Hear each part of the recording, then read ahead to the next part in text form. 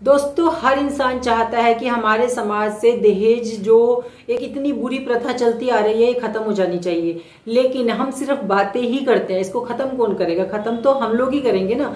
लेकिन हम लोग क्या करते हैं, सिर्फ बातें कर लेते हैं, ये लेना देना बिल्कुल खत्म हो जाना चाहिए, लेकिन लेना देना खत्म हो जाना चाहिए, लेकिन हम लोग उसकी तरफ कदम नहीं बढ़ाते हैं। ठीक है। और ये कहने की बातें होती हैं कि लोग कहते हैं कि लड़कियों की बहुत कमी हो गई है और आने वाले टाइम में तो सिर्फ लड़की मिल जाए तो वही बहुत बड़ी बात है, आजकल तो लेने देने का खत्म हो गया। लेकिन नहीं हुआ है खत्म, ये आज भी चल रहा है। ये पहले क्या था, सरे आम मांगते थे, खुला मांगते थे लड़के वाले पैसा।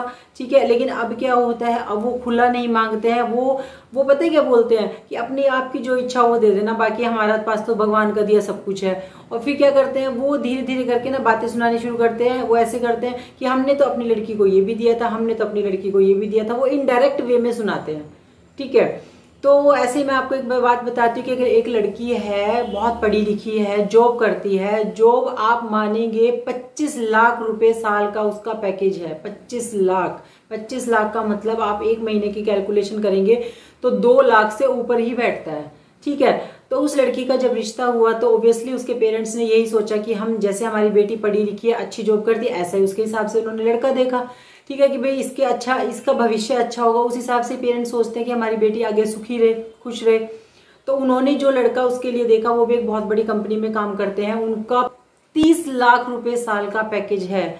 आप ये देखिए, 30 लाख, 25 लाख और 30 लाख कितने हो गए? 55 लाख। यानी कि जो 30 लाख कमाते हैं उनके भी 2-2.5 लाख के आसपास उनकी इनकम हो जाती है। तो 2 लाख लड़की की, 2.5 लाख लड़के की, कितने हो गए टोटल? 4.5 लाख रुपए महीना। 4.5 लाख रुपए महीना। पेरेंट्स ने रिश्ता कर दिया, सब बहुत खुश थे कि चलो अच्छा लड़का हमें मिल गया है और अब हमारी बेटी की शादी कर देंगे और वो बहुत खुश रहेगी। ठीक है। रिश्ता हो गया। जब रिश्ता हुआ तब तो लड़के के जो पेरेंट्स थे उन्होंने कुछ नहीं बोला, उनके रिश्तेदारों ने कुछ नहीं बोला।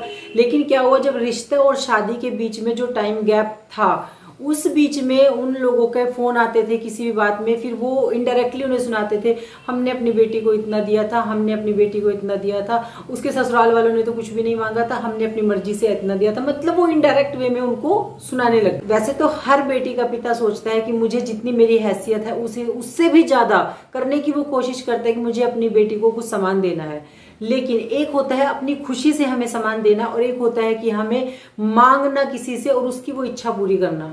एक उसको कहते हैं हम दहेज देना। ठीक है। तो बाद में धीरे धीरे करके जब पता चला, जब उस लड़की की शादी हुई, शादी के बाद सबको पता चला कि उन्होंने 50 लाख रुपए कैश मांगे थे उनसे। 50 लाख रुपए कैश। किस लिए? कि हमारा बेटा को हमने इतना पढ़ाया लिखाया, अच्छी कंपनी में जॉब कर रहा है, तो पढ़ाया लिखाया तो हम, बेटी भी तो पढ़ी लिखी गई है, बेटी भी तो जॉब कर रही है, 2 लाख रुपए महीना जो वो कमाएगी वो भी तो आप ही के घर में जाएगा। 50 लाख रुपए कितने होते हैं? वो 2 साल में कमा लेगी, उसके बाद सारी जिंदगी जो कमाएगी वो आप ही के तो घर में जाएगा। लेकिन नहीं सोचते हैं। ये जो दहेज प्रथा है वो सिर्फ बेटे के माँ बाप ही खत्म कर सकते हैं, या फिर वो लड़का खत्म कर सकता है। अब आप ये देखिए, मान लिया जाए उस लड़की के पेरेंट्स से उस लड़के के पेरेंट्स ने डिमांड करी, वो लड़का क्या एकदम साफ सुथरी छवि का इंसान बन जाता है कि मेरा तो कोई लेना देना है नहीं, मैंने तो नहीं कुछ मांगा था, मैंने तो नहीं कुछ कहा था। लेकिन आप ये देखिए, जब तुम्हारे पेरेंट्स बोल रहे थे तब तुमने क्यों नहीं आवाज उठाई? तब तुमने क्यों नहीं बोला कि नहीं, वो लड़की जो मेरी जिंदगी में आएगी वो वैसे भी इतना पैसा कमा रही है तो वो हमारे घर में आएगा, हम पैसा बिल्कुल भी नहीं चाहिए, हम नहीं मांगेंगे उनसे पैसा। तो तब उस लड़के को आवाज उठानी चाहिए थी, तब पता चलता कि हाँ लड़के अभी बहुत अच्छा लड़का है। इसका मतलब तो ये हो ना कहीं लड़का भी चाहता था कि पैसा आना चाहिए, कि दहेज आना चाहिए। इसका मतलब तो ये हो, अगर वो चाहता कि नहीं बिल्कुल भी पैसा नहीं आना, तो वो अपने पेरेंट्स को समझाता, अपने घर वालों को समझाता।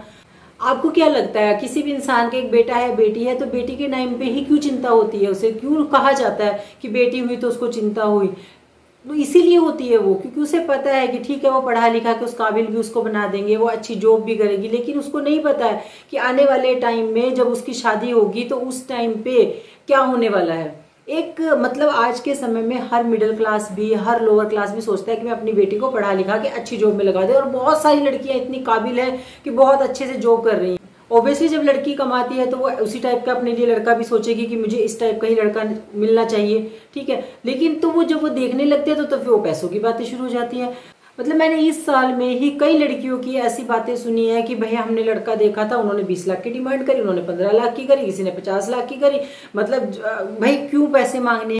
आपके घर में एक बहुत ही पढ़ी लिखी लड़की आ रही है, वो जॉब करेगी, वो पैसा कमाएगी, वो पैसा आपके पास ही रहेगा, वो दोनों हस्बैंड वाइफ मिलके ही उस पैसे से अपना घर चलाएंगे।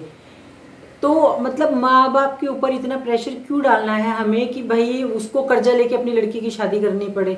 और फिर आपको क्या लगता है, एक पिता तो चलो कर्जा लेके अपनी बेटी की शादी कर देगा, उसकी खुशी के लिए शादी कर देगा, ठीक है, आपको क्या लगता है उसका मन तो कहीं ना कहीं दुखी होगा, बिल्कुल होगा उसका मन दुखी तो, ठीक है। तो आपको क्या मन लगता है, जो इंसान दुखी मन से कहीं से कर्जा लेके शादी कर रहा है तो उसके उस पैसे से आपको खुशियां मिल सकती है? बिल्कुल भी नहीं मिल सकती है। हिम्मत तब होती है जब वो लड़का बोले कि नहीं, मुझे किसी का कोई पैसा नहीं चाहिए, मुझे किसी की कोई गाड़ी नहीं चाहिए, मैं अपने पैसों से अपने गाड़ी लेके आऊंगा, मैं अपने पैसों से घर बनाऊंगा, तब उसे रिस्पेक्ट मिलती है। उस लड़के की, मुझे नहीं लगता उस लड़की की कोई भी इज्जत है कि वो जितनी बार भी जाता है ससुराल में उतनी बार उसको उम्मीद रखती है कि मुझे इतने पैसे मिलने चाहिए, मुझे इतनी चीजें मिलनी चाहिए, मुझे ये मिलना चाहिए। उस लड़के की मुझे नहीं लगता कोई भी रिस्पेक्ट होती है। उसका डर होता है सिर्फ कि हमारे जमाई आएंगे और हमें इतना देना पड़ेगा, इतना करना पड़ेगा। वो प्यार उनसे कभी किसी को प्यार हो ही नहीं सकता है। उनसे सिर्फ डर होता है कि हमारे, नहीं तो हमारे दामाद जी नाराज हो जाएंगे, दामाद जी आए हमारे अंगना, दामाद जी तो नाराज हो जाएंगे अगर उन्हें नहीं दिया तो इसीलिए जितने भी लड़के हैं उनको ये सोच बनानी होगी कि हमें जब शादी करनी है तो सिर्फ हमें शादी में एक लड़की चाहिए। एक माँ बाप अपने लड़की को दे रहे हैं आपको, ये कितनी बड़ी बात है।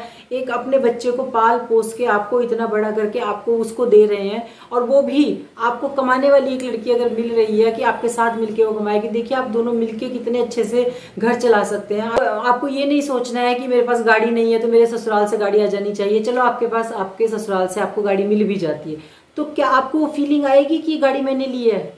बिल्कुल भी वो फीलिंग, बिल्कुल आपको अच्छी फीलिंग नहीं आएगी। कहीं ना कहीं मन में हर समय यही बना रहेगा कि ये तो मेरी वाइफ की है, तो इसके घर वालों ने दिया। और वो लड़की भी हमेशा आपके ऊपर ही रोब जताएगी, ये तो मेरे पापा ने दिया है, तो मेरे पापा ने दिया है। तो अपनी सेल्फ रिस्पेक्ट को बना के रखना है और आपको बिल्कुल भी किसी से कोई पैसे नहीं लेने हैं। इतना आपको अपने अंदर इतना दम लेकर आना है कि हाँ, मैं शादी करके अपना भी और जो अपनी वाइफ होगी मैं पूरा उसका खर्चा अच्छे से चला सकता हूँ, मेरे अंदर इतनी हिम्मत है। और जब आपके अंदर सेल्फ रिस्पेक्ट होगी तभी दूसरे भी आपकी रिस्पेक्ट करेंगे। तो कहने का मतलब यही है कि दहेज प्रथा को एक बेटी नहीं खत्म कर सकती है, क्योंकि देखिए वो अगर सोचेंगे कि हमें तो ऐसे लड़के से शादी नहीं करनी है कि जो लालच करता है दहेज, तो कई बार क्या होता है उनकी लड़कियां ऐसे ही बैठी रह जाती हैं। तो जब तक एक लड़का नहीं सोचेगा तब तक ये दहेज की जो प्रथा है ये खत्म बिल्कुल भी नहीं होगी। आप ये सोचिए, जो माता पिता अपनी खुशी से आपको देंगे उसी से ही बरकत होती है। जो दुखी मन से वो आपको देंगे उससे कभी भी आपके घर में बरकत नहीं हो सकती है।